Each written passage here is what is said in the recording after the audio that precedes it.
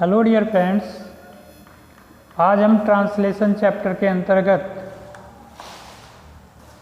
Exclamatory sentences को हिंदी से अंग्रेजी में अनुवाद करना सीखेंगे।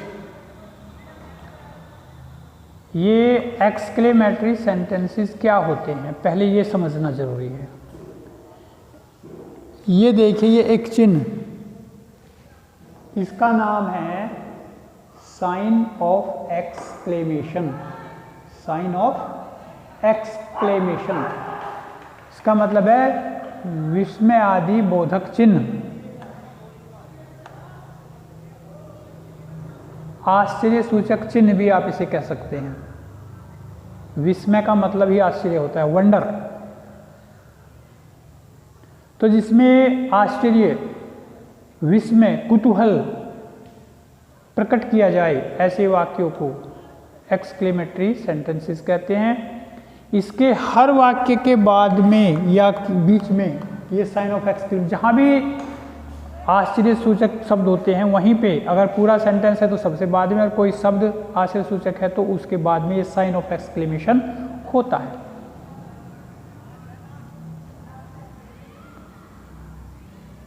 इन वाक्यों में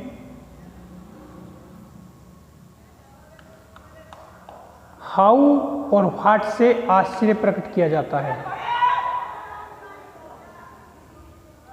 आह, ओह, एलास, इनसे दुख प्रकट किया जाता है। आहा, हुर्रे, इनसे खुशी प्रकट की जाती है। ब्रेवो, वेल डन, इससे शाबाशी दी जाती है, किसी को किसी कार्य की प्रशंसा की जाती है, अप्रूवल की जाती है। और कभी कभी हे भगवान, ये भी आश्चर्य है, दुख भरा आश्चर्य है। Good gracious, hey Ishwar.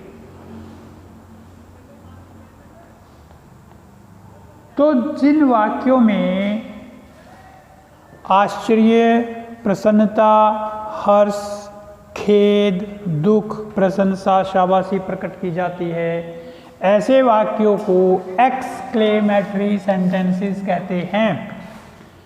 How या वाट से आश्चर्य प्रकट होता है, हुर्रे, आहा से प्रसन्नता प्रकट होती है, एलास, ओ, ओह, इनसे दुख या खेद प्रकट होता है, ब्रेवो, वेल डन, इनसे प्रशंसा या शाबाशी दी जाती है। तो देखते हैं कैसे। जैसे मान लीजिए ये सेंटेंस है, इंद्रधनुष कितना सुंदर है। इस वाक्य में बोलने का ढंग भी कितना को अलग होता है। आप बाजार जाओ, भाई इस पुस्तक का मूल्य कितना है, what is the price of this book, या what is the cost of this book. तो वो प्रश्नवाचक वाक्य, उसके बाद में प्रश्न चिन्ह लगता है, वो प्रश्न पूछने का कार्य करता है, कितना, व्हाट इज द कॉस्ट, कितना मूल्य है ऑफ दिस बुक, इस पुस्तक का। तो वो प्रश्न पूछा जा रहा है, यहाँ पे प्रश्न ही पूछा जा रहा है, यहाँ आश्चर्य प्रकट किया जा रहा है, इंद्रधनुष कितना सुंदर है, यानी बहुत सुंदर है इंद्रधनुष। कितने का अर्थ यहाँ पे बहुत होता है। इंद्रधनुष कितना सुंदर है, यानी इंद्रधनुष बहुत सुंदर है। The rainbow is very beautiful. तो इसको कैसे लिखेंगे, इंद्रधनुष कितना सुंदर है, हाउ ब्यूटीफुल, कितना सुंदर है इंद्रधनुष। How beautiful the rainbow is, how beautiful the rainbow is, ऐसे लिखा जाएगा।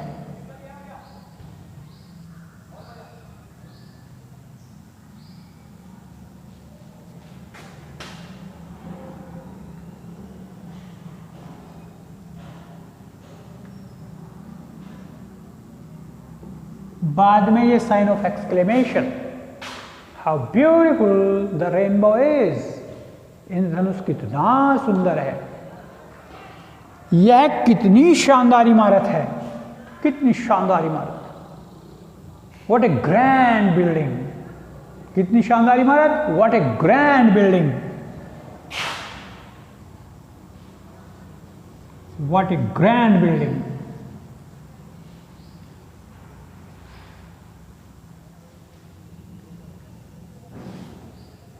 It is.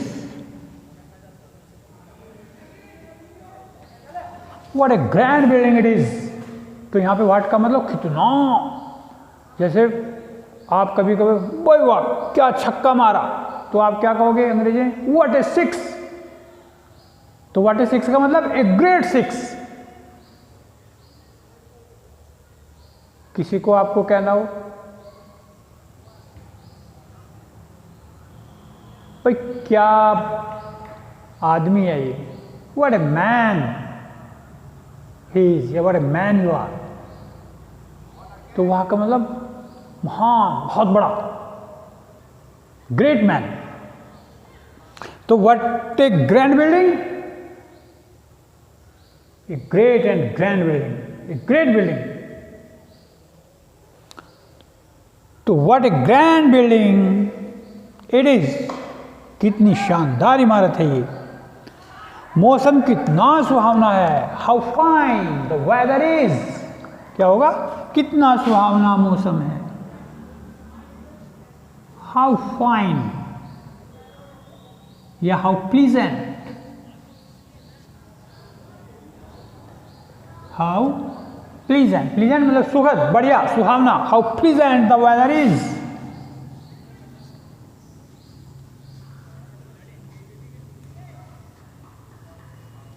How pleasant the weather is या how fine the weather is, मौसम कितना सुहावना है। तुम कैसे मूर्ख हो, what a fool you are, what a fool, कैसे मूर्ख हो तुम, what a fool you are.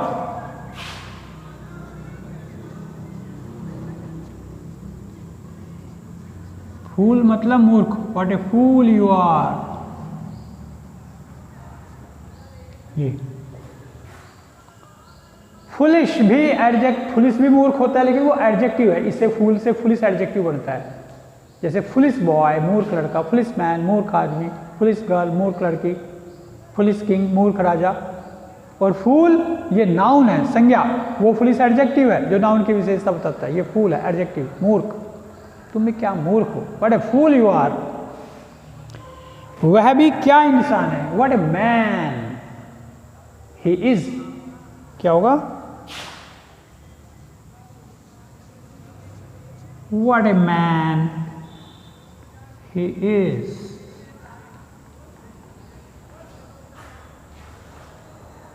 किसी का भाई क्या बल्लेबाज है, तो what a batsman he is, या भाई वाह तुम भी क्या बल्लेबाज हो, what a batman you are my dear friend, ऐसे, यानी तुम कितने बढ़िया बल्लेबाज हो, यानी you are a great batsman, तुम एक महान बल्लेबाज हो। और अफसोस वह बर्बाद हो गया, अफसोस के लिए alas, alas sign of exclamation, alas he is undone, वह बर्बाद हो गया है, he is undone, he is undone, वह बर्बाद हो गया है, ही इज अनडन। अब वह नहीं रहा।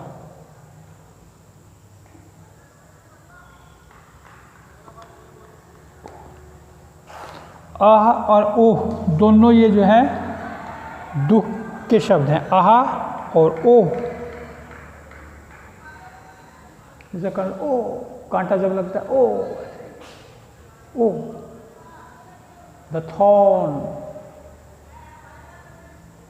रैन इनटू माई हील, ओह एडी में कांटा चुभ गया है, the thorn ran into my heel, Oh, the thorn ran into my heel. ऐसे। अब वह नहीं रहा। Alas, he is no more. या he is no more.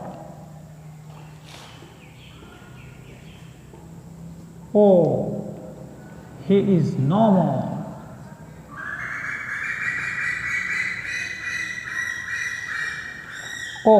He is no more.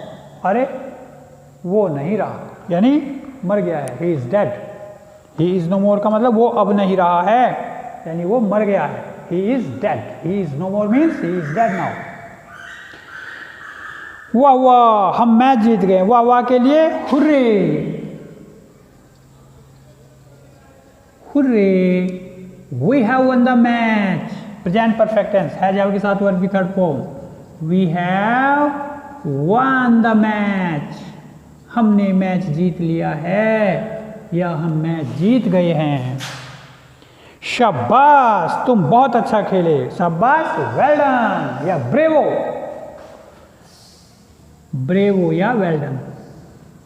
Well done, शाबाश, यू प्लेड वेरी वेल।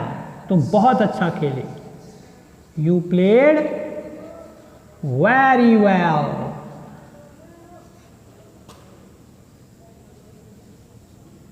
ये शाबाश, well done, तुम बहुत अच्छा खेले। You played very well.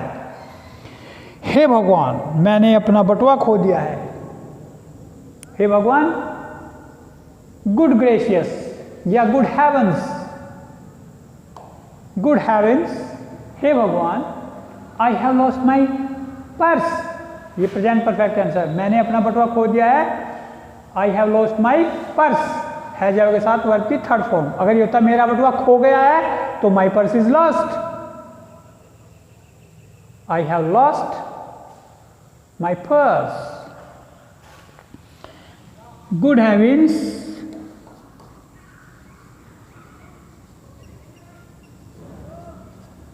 हे भगवान, I have lost my purse.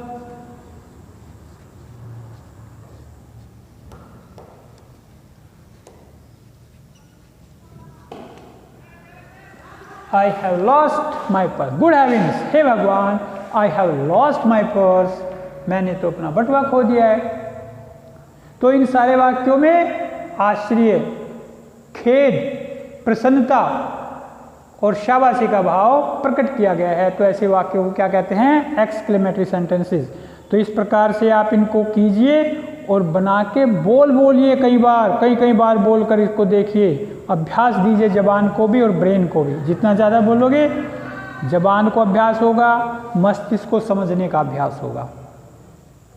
तो ये ट्रांसलेशन करते रहिए, बार बार बोलते रहिए, सीखते रहिए, कार्य करते रहिए।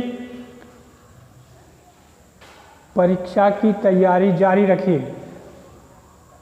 परीक्षा अवश्य होगी। ये हो सकता है वो ऑनलाइन हो, ये हो सकता है वो फिजिकली अपीयर होके देनी पड़े। तो हर प्रकार से आप अपने आप को तैयारी रखिए, अभ्यास करते रहिए। कल से फिर हम नए प्रकार के वाक्यों को अंग्रेजी में बनाना सीखेंगे। तब तक के लिए आप सबका बहुत बहुत धन्यवाद। Thank you very much. नमस्कार।